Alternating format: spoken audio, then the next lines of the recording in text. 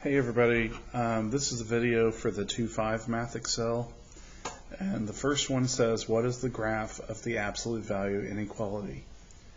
So you have y less than or equal to absolute value x minus 1. So here are the instructions for using the calculator on it. On the calculator, change F1 to relation.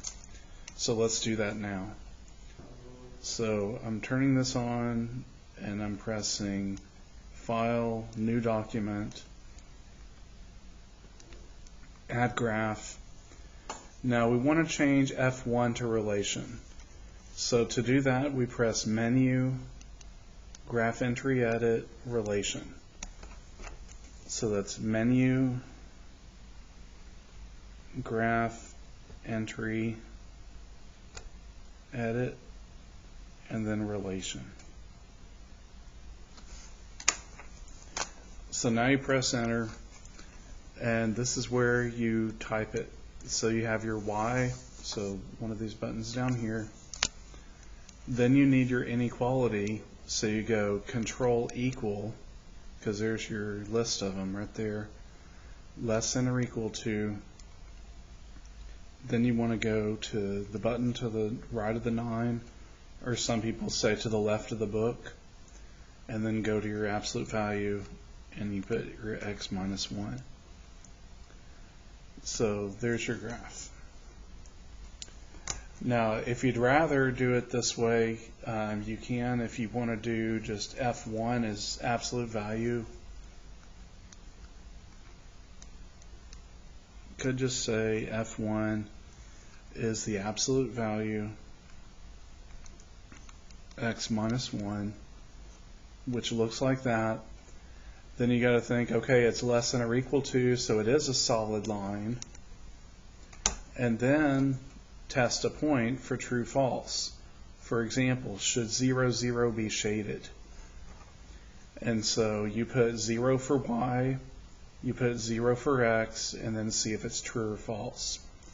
So in our case, 0 less than or equal to the absolute value, 0 minus 1. The absolute value of that would be 1. And 0 is less than or equal to 1, it's true, so you shade there. So where the 0, 0 is, you would shade. And so this would be your answer. Now, on this one, you have y greater than absolute value negative x plus 2 plus 1. So on this one, they actually want you to choose the v and the dashed line on the Math Excel. Okay, so here's how I did it on the calculator. So I went to relation, so I go to New Document, Add Graph, then change Graph Entry Edit to Relation. So here I'm on the relation, and I put y greater than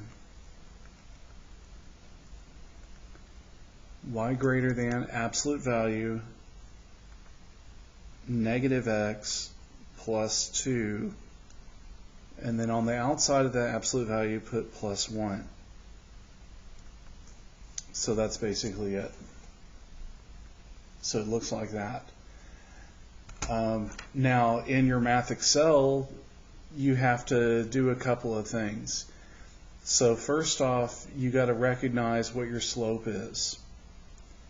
And this one, my slope was 1 from the right side. And so then I had to choose the paint can and fill, and then I had to hit save. So here's a way to check the points. Since you can't use your table on the calculator with relation. See, I can have this up, but if I hit Control T, it says there's no functions available. Teachers and students, point interruption. Teachers, please release early bus riders. Please release early bus riders. Thank you. There's no function available, and so I can't just look at a table. So I made my table by hand. I just chose some points around the 2, 1. So I have 0, 3, 1, 2, 2, 1, 3, 2, and 4, 3. So that slope would be 1 on the right side. It'd be -1 on the left side, but I'm talking about the positive 1 on this side, and then this would have been -1. So the next thing is you got to be very careful on your math Excel about lining it up like with 3, 2 on your math Excel, because there's a little grid. And so again, just be careful with it. Choose 3, 2 on the grid. And actually, let me say, start with 2, 1, then choose 3, 2 on the grid. Exactly where it crosses, not a little bit lower because it would count it wrong. In the upper right corner, it should actually tell you the point you're using. So then when you do that, you choose your paint can to fill it. And in this case, you got to fill it above, because on our calculator, it was above. That's an easy way to rely on the calculator and do it. Also, you can think it's greater than, so it's up. So up and in the middle. Again, if you wanted to work by hand on testing a point, should 0, 0 be shaded? So 0 for y, greater than absolute value, -0 plus 2 plus 1.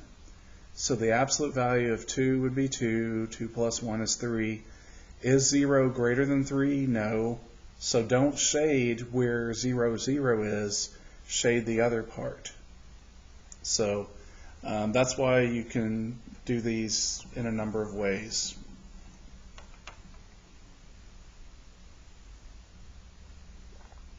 Most of the time on the algebra problems, you can do 2 or 3 different ways to solve the problem.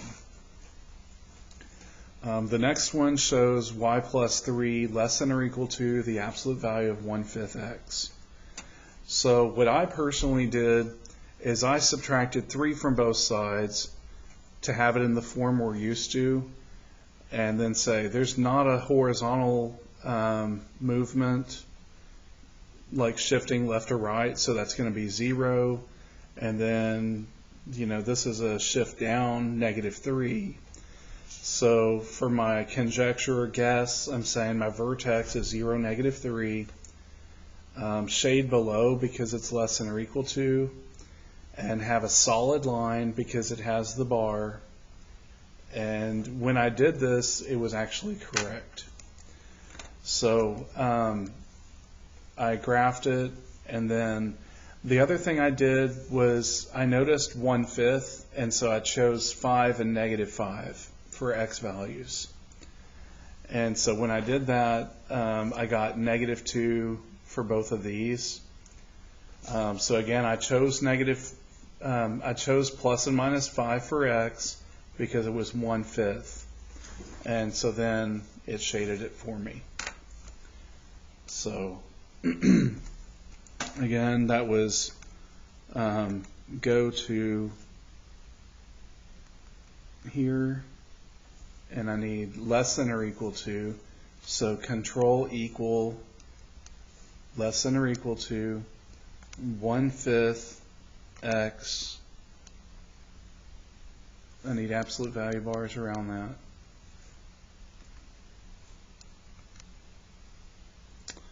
(1/5) x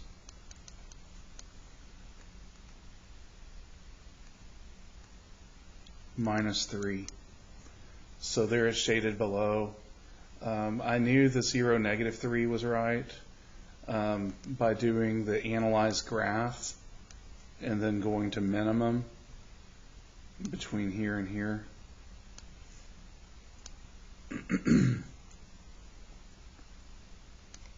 And then I'm just moving this point. So there's your point 0, -3. And then on the Math Excel, again, I had to choose the correct point with the correct slope, or just choose your point wisely. So again, if it was 1 over 5, I choose 5 and negative 5. If it were 1 and 3, I choose 3 and negative 3. All right, the next one we have 1 minus y less than or equal to 3x minus 5. So what I did was subtract 1 from both sides. So I have negative y less than or equal to absolute value 3x minus 5. And then I just brought my negative 1 down. And then I multiplied by negative 1. It doesn't matter if you multiply by negative 1 or divide by negative 1.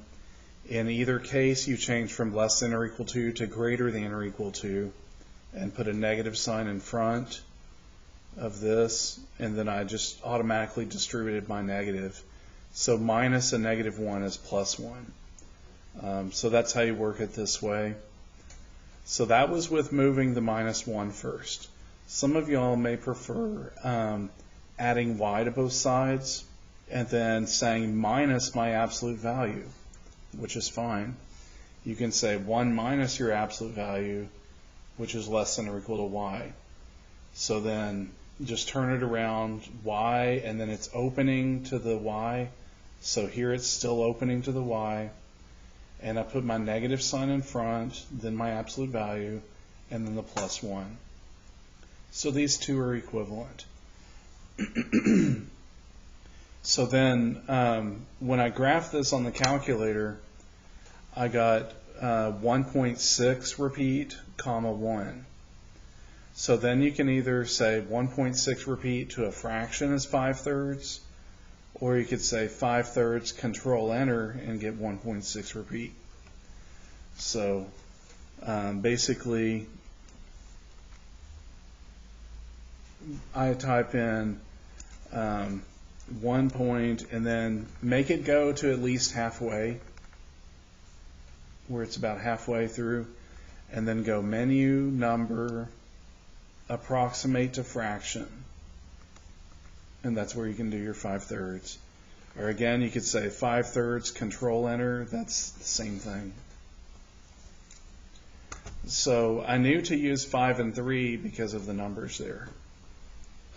So then it was less than or equal to, and so I had to do a solid line.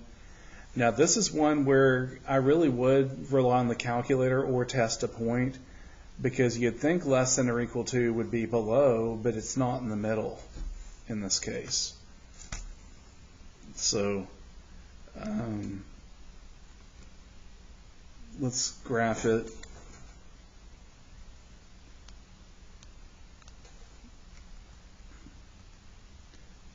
Y greater than or equal to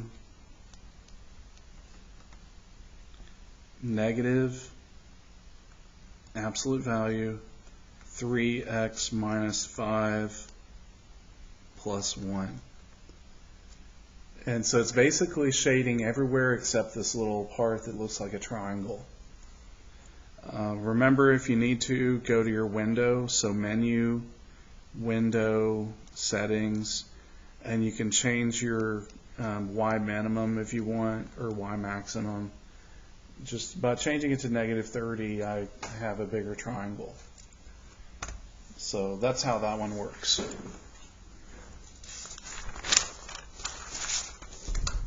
On the next one, we have write an inequality for the graph, and it says the equation for the boundary line is 2y equal absolute value 2x plus 6.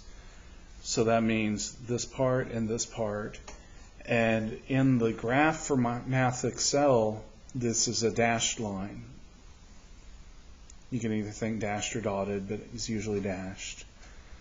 Now, what I did was I noticed inside my equation it said 2x plus 6, so I set that equal to 0, subtracted 6 from both sides, and divided by 2.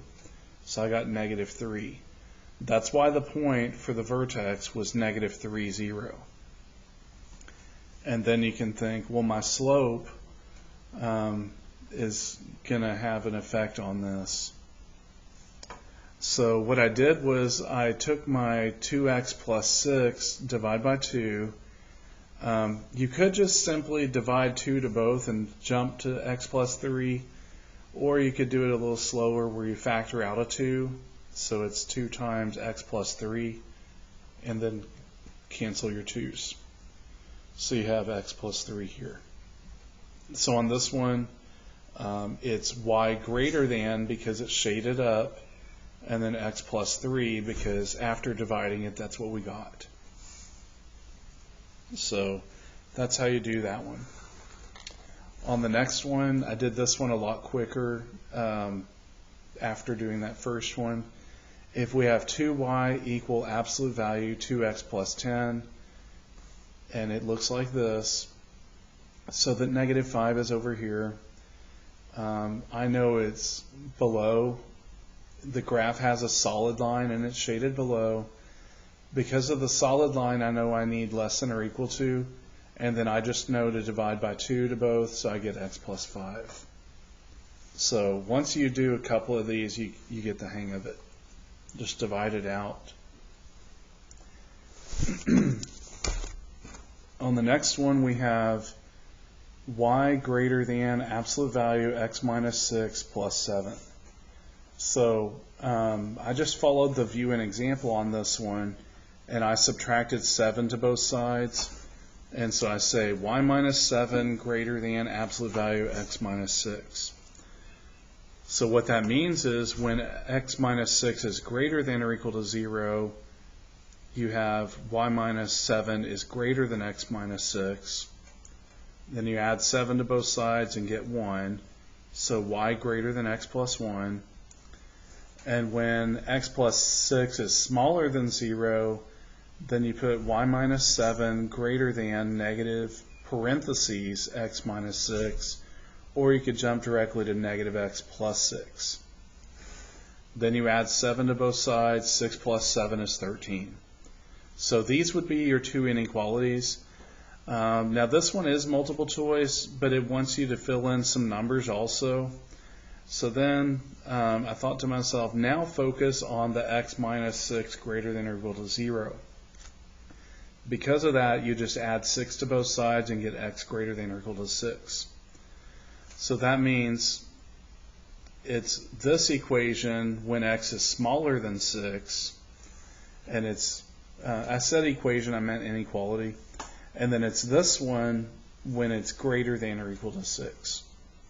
So I'd have to put 6 in my blanks and choose the right inequality. Okay, so that's how that one works. Then your next one, which is your last one, yeah, we just had 8 problems. You have y less than or equal to the absolute value x minus 8 minus 10. So again, add 10 to both sides, and then say when x minus 8 is greater than or equal to 0, then y plus 10 is less than or equal to x minus 8. And on this side, when x minus 8 is less than 0, so this side had greater than or equal to, this side had less than. When x minus 8 was less than 0, then you have your y plus 10 less than or equal to negative of the x minus 8. So again, distribute your negative sign. And then I subtracted 10 to all 4 places. So I have y less than or equal to x minus 18. That would be for when x is greater than or equal to 8, because remember, you just move your 8 over. And then if you subtract 10 to both sides of this, you have 8 minus 10 is negative 2. And so that would be your inequality for when x, again, if you move this over, when x is less than 8. All right, well, I hope that helps. Have a good one.